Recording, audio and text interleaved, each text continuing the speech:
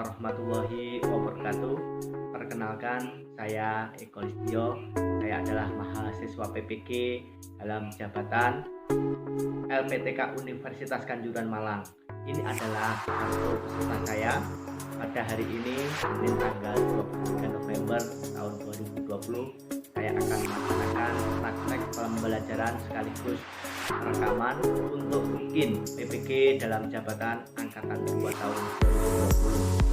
Mohon doa restunya agar lancar. Assalamualaikum warahmatullahi wabarakatuh. Sebelumnya, assalamualaikum warahmatullahi wabarakatuh. Salam warahmatullahi wabarakatuh. Selamat pagi semuanya. Pagi. Kabar kalian hari ini? Alhamdulillah, luar biasa, tetap semangat, Allahu Akbar. Untuk hari ini semuanya masuk atau ada yang izin? Ada Siapa yang tidak masuk? Febri. Febri kemana hari ini? Sakit. Oh, sakit ya. Marilah kita doakan kalau begitu biar Febri bisa segera sembuh dan bisa berkumpul dengan kita untuk belajar kembali. Kita doakan dulu ya. Bareng-bareng baca Al-Fatihah dalam hati. Ya. Berdoa untuk Febri. Dimulai.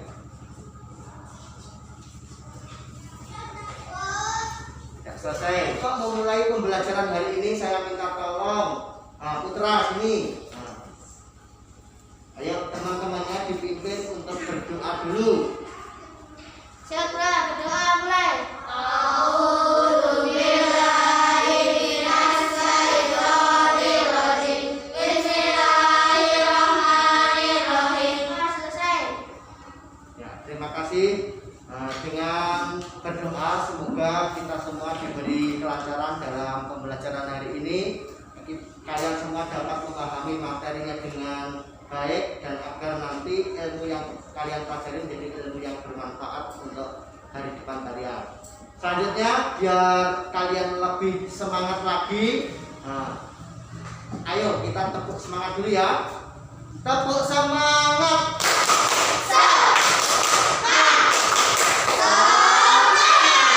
Sekali lagi yang lebih keras. Tepuk semangat.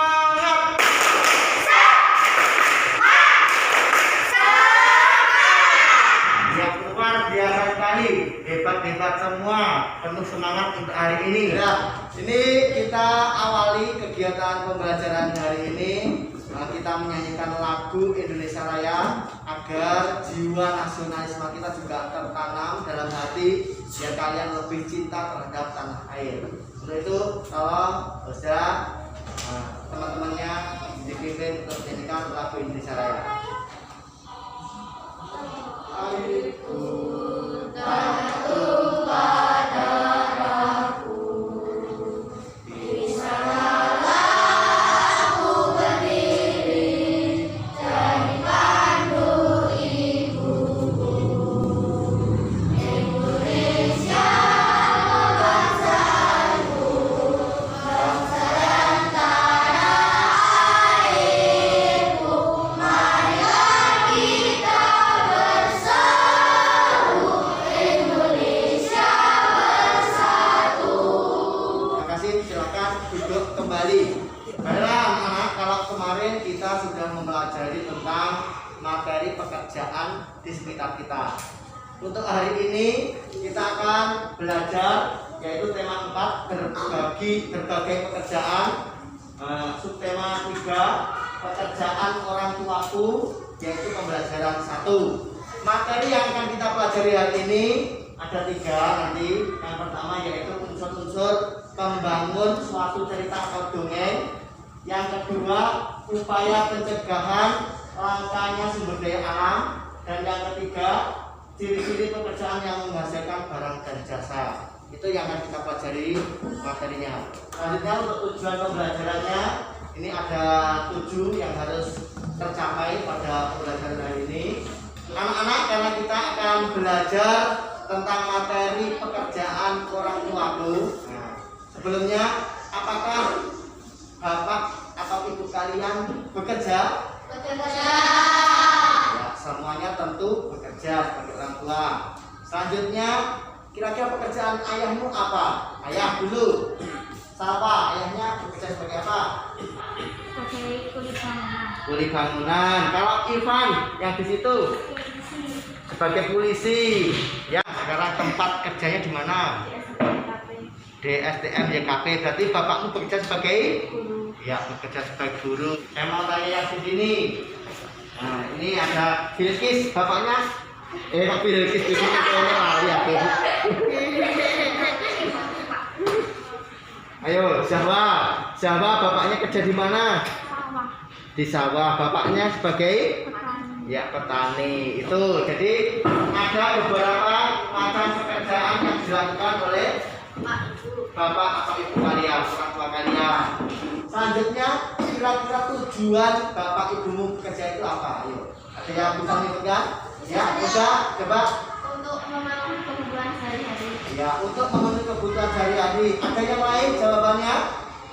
Tujuan dari orang tua kalian bekerja itu apa? Betul? Untuk mencukupi kebutuhan kok? Salah satunya yaitu apa? Makan dan minum. Kita butuh makan dan minum. Ya, betul sekali. Materi yang akan kita pelajari hari ini berkaitan dengan pekerjaan orang tua. Salah satunya adalah pendongeng. Nah, ada satu pekerjaan yang dinamakan pendongeng. Kira-kira kalian ada yang tahu nggak pendongeng itu apa? Orang yang menyampaikan cerita. Apa? Orang yang menyampaikan cerita. Orang yang menyampaikan cerita, ya betul sekali. Untuk pendongeng sendiri kalian pernah melihat belum? Pernah mendengar dongeng atau cerita dari pendongeng belum? Nah, coba ini saya punya alat peraga. Kalian kira-kira nanti tahu nggak contoh dari pendongeng itu apa? Nah, ini ada gambar, ada barang apa ini? Wayang. Yang menjalankan wayang atau yang memainkan wayang dinamakan apa? Nah, jadi Pak Dalang itu kalau memainkan wayang berarti dia juga menjadi pendongeng. Dia menceritakan budaya tentang wayang ini tadi. Baik, bicara tentang dongeng, hari ini kalian akan mempelajari tentang dongeng. Apa sih yang dimaksud dengan dongeng? Nah, ada yang tahu dongeng itu apa? Cerita, ya, Liga, betul. Dongeng itu cerita. Cerita seperti apa? Ada yang tahu? Ada yang lebih tahu tentang pengertian dari dongeng? Nah, itu dongeng itu adalah bentuk sastra lama yang menceritakan mengenai suatu peristiwa atau kejadian yang luar biasa tetapi tidak nyata, tidak nyata. Entah itu terjadi, entah itu tidak. Nah, itu biasanya dongeng itu diceritakan secara tradisional dari mulut ke mulut, dan ada juga yang menganggap dongeng itu sebagai sesuatu yang indah, sesuatu yang bisa membahagiakan hati. Itu kalian pernah didongengi sama bapak ibumu atau sama siapa, sama guru kalian? Tidak. Ya, sayang sekali saat ini memang sudah jarang orang tua kita yang mau menceritakan sesuatu kepada kita. Kita sebagai generasi milenial atau generasi Z, kita itu lebih suka menonton apa? Coba. Bisa nonton televisi, bisa nonton YouTube yang bisa kita dapatkan di internet untuk mendapatkan dongeng atau cerita. Nah, biasanya itu kita kalau ingin kita mendengarkan cerita, kita tinggal melihat di HP kita. Kita bisa melihat YouTube di situ. Kita tinggal pilih ceritanya seperti apa. Baiklah. Nah, kali ini kalian akan saya kasih satu dongeng saya putarkan. Nanti kalian amati dongeng tersebut. Nanti kalian kira-kira tokohnya seperti apa, terus watak tokohnya seperti apa, isinya seperti apa, kalian amati bareng-bareng ya. Kita yang akan kita sampaikan yaitu tentang dongeng tupai dan ikan gabus. Menemanimu sampai kau sembuh wahai sahabatku, ucap si tupai kepada si ikan gabus. Terima kasih sahabat. Gabus, sekarang kau hancur agar ikan gabus yang kepalanya sambil berkata dia menolak. Nah anak-anak, tadi kalian sudah menyaksikan cerita tentang tupai dan ikan gabus. Sekarang kita coba cari unsur-unsur pembangun dalam cerita. Di dalam sebuah cerita itu memuat dua unsur, yaitu unsur intrinsik dan unsur ekstrinsik. Nah, unsur intrinsik itu artinya apa? Nah, artinya yaitu unsur yang membangun cerita dari dalam cerita itu, dari apa yang diceritakan di dalam cerita itu. Selanjutnya unsur intrinsik itu ada 6. Nah, yang masuk dalam unsur intrinsik, yang pertama tema, yang kedua latar, yang ketiga alur, keempat tokoh, kelima sudut pandang, dan nanti memuat amanat atau pesan dari pengarang untuk pembacanya. Itu. Selanjutnya dari video yang kalian telah saksikan bersama tadi, nah, coba ini Pak Guru mau memberikan KPD, lembar kerja peserta didik. Jadi coba ini nanti kalian diskusikan bersama teman-teman. Nah, satu kelompok. Untuk itu kalian sudah saya bagi dalam kelompok ya. Ini kelompok A. Nah, ada Oza, Rega, Bilki sama Devina. Nah, sama kelompok B dan ini kelompok C ya. Ya, dah. Ini saya bagikan LKPD-nya. Nanti kalian diskusikan bersama teman-teman kalian.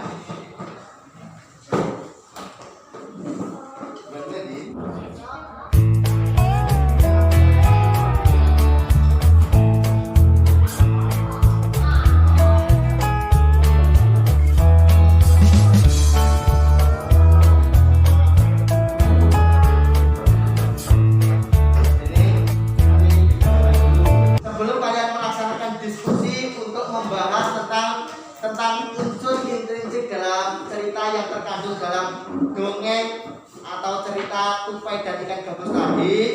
Coba biar kalian lebih paham tentang unsur intrinsik dan unsur ekstrinsik dalam cerita. Coba kalian buka HP kalian, tadi sudah saya share bahan ajar, kalian pelajari di situ. Nah, ini ada penjelasan tentang unsur intrinsik, tentang dongeng itu apa, unsur intrinsik apa.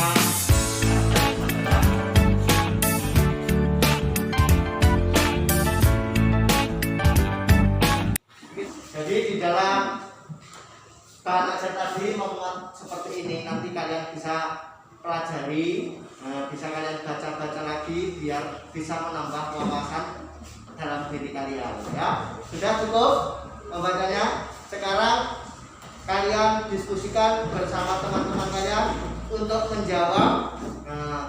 Kita menganalisis unsur intrinsik yang ada pada cerita tupai dan ikan gabus tadi.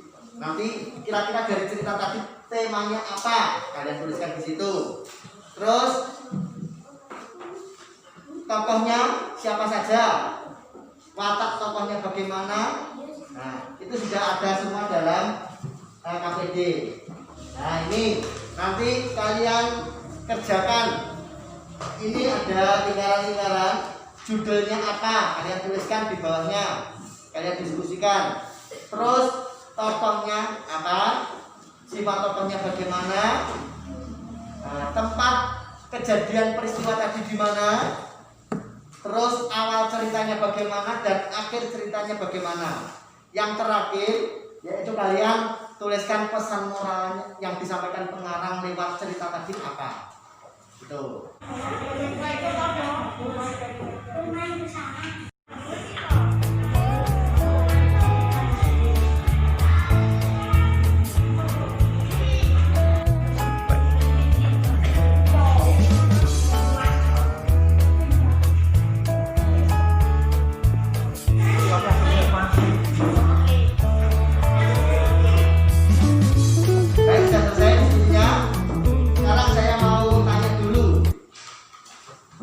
untuk judul dari video yang telah kalian amati tadi, judulnya apa? Tupai dan ikan gabus. Tupai dan ikan gabus. Tentu semuanya bisa menjawab untuk judul. Yang kedua, tokohnya siapa saja yang ada dalam cerita itu? Tupai dan ikan gabus. Ya, tupai dan ikan gabus, berarti ada dua tokoh ya. Ya, coba sekarang saya kesini.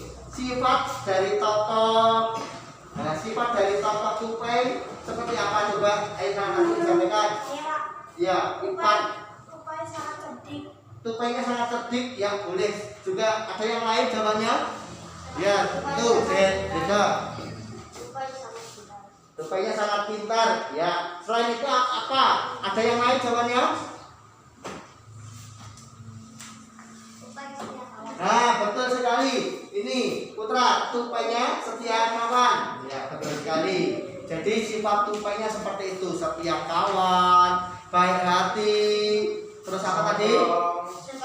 Suka menolong, cerdik juga. Nah, itu banyak sekali sifat dari tupai tadi. Selanjutnya sifatnya ikan gabus bagaimana? Nah, coba sini. Sifatnya bagaimana? Bilqis? Ya, sabar, tapi sabar menanti apa? Tupainya berhasil mendapatkan hati dari ikan hiu. Ya, pintar sekali, sabar. Dia juga berjanji bagaimana tadi? Nah, jadi tadi kan janji kan ikan gabusnya kalau berhasil suatu saat kalau tupainya butuh bantuan dia siap membantu. Berarti apa sifatnya? Baik apa? Nah, ingin berbalas budi, ingin berbalas budi. Jadi kalau kita ditolong sama orang lain, berarti kita juga harus berusaha menolong orang lain. Jadi ada imbal baliknya seperti itu. Ya. Selanjutnya, wis.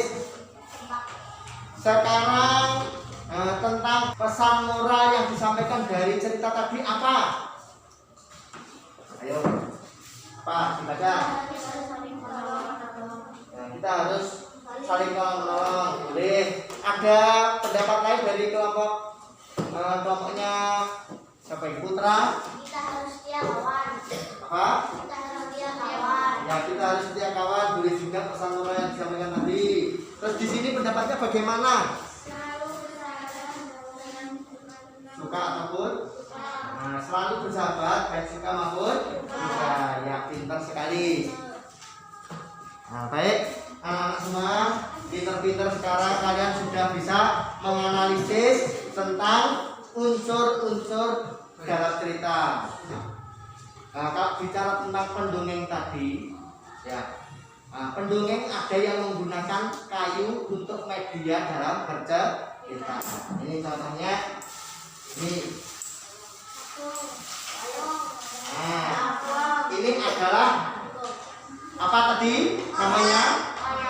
Wayang. Wayang terbuat dari apa ini? Jadi ini tadi wayang dari kayu ini memanfaatkan sumber daya alam. Sumber daya alamnya yaitu berupa kayu. Kayu yang merupakan sumber daya alam itu bisa dibuat beraneka ragam barang. Nah, salah satunya yaitu kerajinan ini. Kerajinan itu ada berbeda-beda. Ada yang bisa menyebutkan kerajinan apa yang bisa dibuat dari kayu? kerajinan meja. Meja boleh. Apa lagi? Kursi. Apa lagi? Pintu, lemari. Ya, banyak sekali ya barang-barang yang bisa dibuat dari kayu. Baik, ya biar kita lebih memahami tentang sumber daya alam dan dampak apabila kita tidak bisa melestarikan sumber daya alam, mari kita simak video berikut ini. Kalian amati ceritanya bagaimana.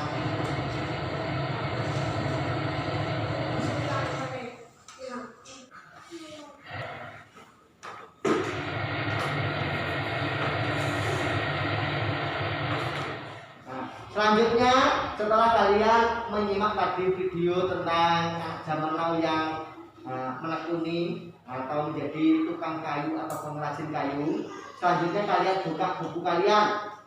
Kalian amati proses dari pemanfaatan sumber daya alam kayu, mulai kayu itu ditebang hingga nanti dijadikan sebagai barang-barang yang bermanfaat bagi manusia atau barang kerajinan.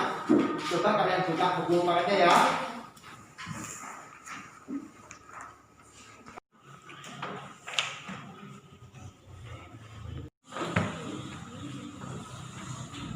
Nah, sekarang kalian buka LKPD kalian lagi. Kalian kerjakan tentang dampak apa itu penebang hutan tadi. Hutan harus dilestarikan. Harus melakukan penghijauan. Sekarang kalian buka buku paketnya lagi. Kalian baca tentang kondisi hutan di Kalimantan. Coba kalian analisis bagaimana kondisi hutan Kalimantan saat ini. Padahal kalau Kalimantan itu adalah sumber penghasil kayu. Apa yang akan terjadi bagi pengrajin kayu tadi jika banyak hutan yang ditebangi? Coba kalian pikirkan, kalian diskusikan bersama. Kira-kira dampak apa yang terjadi jika hutan tadi banyak ditebangi sehingga banyak kayunya yang tidak ada? Apa mengakibatkan apa bagi pengrajin tadi? Ya, pengrajin kayunya bisa kehilangan pekerjaannya. Nah, bagaimana pendapatmu kalau pengrajin tadi hutannya banyak yang ditebangi sehingga bahan bakunya terkurang? Apa yang akan dilakukan oleh pengrajin dan dirasakan pengrajin? Ya, bingung mencari bahan baku. Ya, betul sekali. Kita bicara tentang pekerjaan dulu ya. Nah, pekerjaan itu ada dua hal. Ada pekerjaan yang menghasilkan jasa dan ada pekerjaan yang menghasilkan barang. Kalau bicara tentang pengrajin tadi, berarti yang dihasilkan apa? Barang atau jasa? Barang, ya betul sekali. Karena dia membuat, makanya dia menghasilkan suatu produk. Nah, produk itu dinamakan barang. Jadi pengrajin kayu tadi termasuk adalah pekerjaan di bidang menghasilkan barang. Ya. Nah, selanjutnya ini kalian tuliskan macam-macam jenis pekerjaan. Nah, nanti produk yang dihasilkan seperti apa? Terus sumber daya alam yang digunakan itu apa? Misalnya tadi ada pengrajin.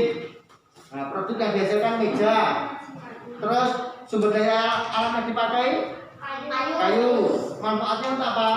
Nah, manfaat itu banyak sekali, bisa digunakan untuk meja makan, meja tempat belajar dan lain sebagainya. Nah, untuk tugas terakhir setelah kalian tadi menganalisis akan dampak yang terjadi bagi pengrajin kayu apabila dia bahan untuk membuat kerajinan itu berkurang. Sekarang yang terakhir ini kalian tuliskan, kalian diskusikan. Sekarang kamu sebutkan jenis pekerjaan apa yang lain yang memanfaatkan sumber daya alam. Nah, membuat anyaman. Kalau membuat anyaman berarti produk yang dihasilkan apa?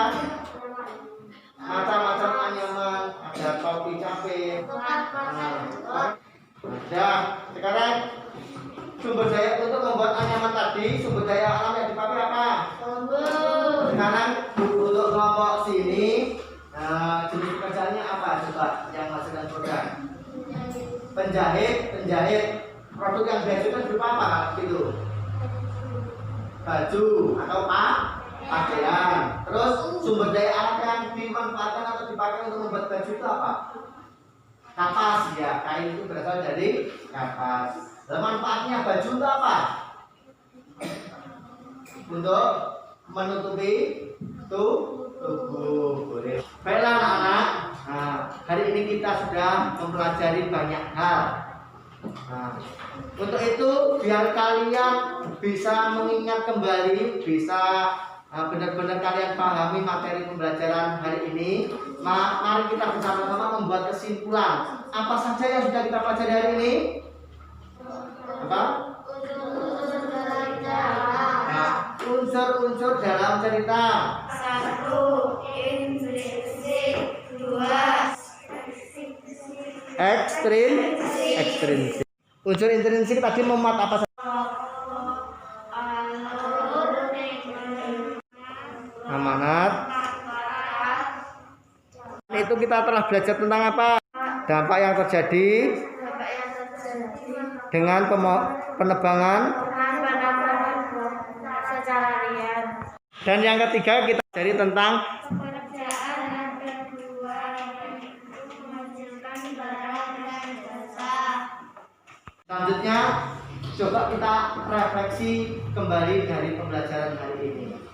Kira-kira hal apa yang sudah kalian dapatkan dalam pembelajaran hari ini? Nah, pengalaman apa yang sudah kalian dapatkan dengan pembelajaran hari ini?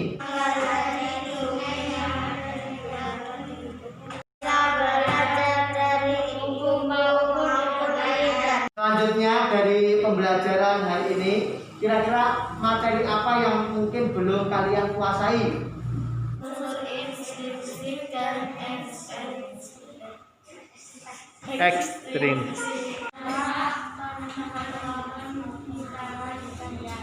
Pertanyaan ketiga untuk refleksi. Pertanyaan ketiga ya. Nah, kira-kira hal apa yang bisa kalian lakukan agar kalian untuk pembelajaran kedepannya lebih dapat memahami materi. Jadi sudah banyak sekali materi yang sudah kita pelajari pada hari ini. Salah satunya tadi yang pertama kita sudah mempelajari tentang bagaimana menilai isi dari cerita atau dongeng. Selanjutnya kita sudah belajar tentang unsur-unsur, mencari unsur-unsur pembangun cerita, baik unsur intrinsik maupun unsur ekstrinsik. Untuk memahami semua itu, kalian harus membaca cerita dengan seksama, baru kalian bisa menentukan unsur-unsur pembangun cerita itu tadi. Selanjutnya untuk materi yang kedua tentang sumber daya alam. Jadi sudah selayaknya kita sebagai manusia itu cinta terhadap lingkungan. Kita harus bisa memanfaatkan sumber daya alam secara bijak. Nah, kita harus bisa menjaga lingkungan agar tidak sampai sumber daya alam yang kita inginkan ini habis. Gitu. Selanjutnya di bidang pekerjaan ada banyak jenis pekerjaan. Nah, pekerjaan itu dibedakan menjadi dua, yang menghasilkan barang atau menghasilkan jasa. Nah, yang menghasilkan barang ataupun yang menghasilkan jasa.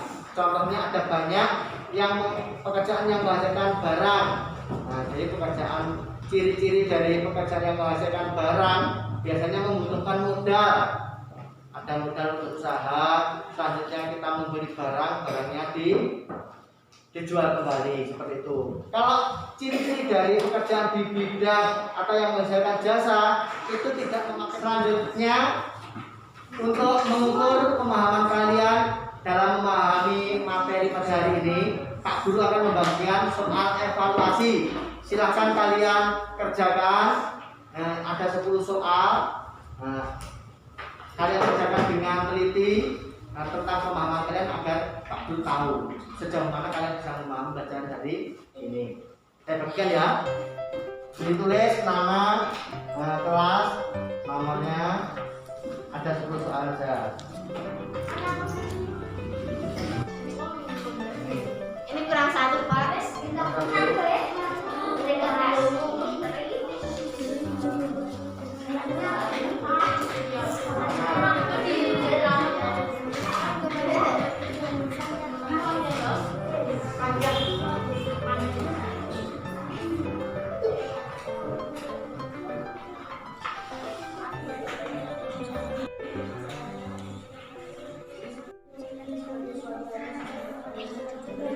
Baik anak-anak, banyak sudah yang telah kita pelajari pada pembelajaran hari ini. Nanti kamu pelajari lagi materi yang sudah kita pelajari hari ini. Dan selanjutnya untuk materi yang akan datang, kita masih akan belajar tentang berbagai pekerjaan. Untuk itu kalian pelajari di buku materi selanjutnya, yaitu pada pembelajaran 2 ya. Baik, demikian pembelajaran hari ini. Saya minta tolong Bilkis, teman-temannya dibimbing untuk berdoa.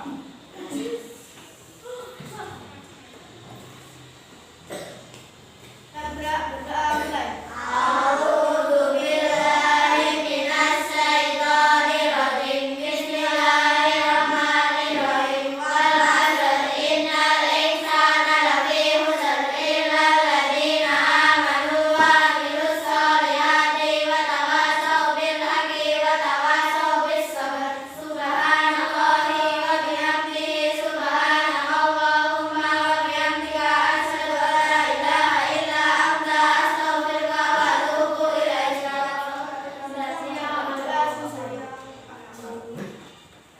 terima kasih semuanya. Saya akhiri pembelajaran hari ini. Akhir kalam, billahi taufiq wal hidayah. Wassalamualaikum warahmatullahi wabarakatuh.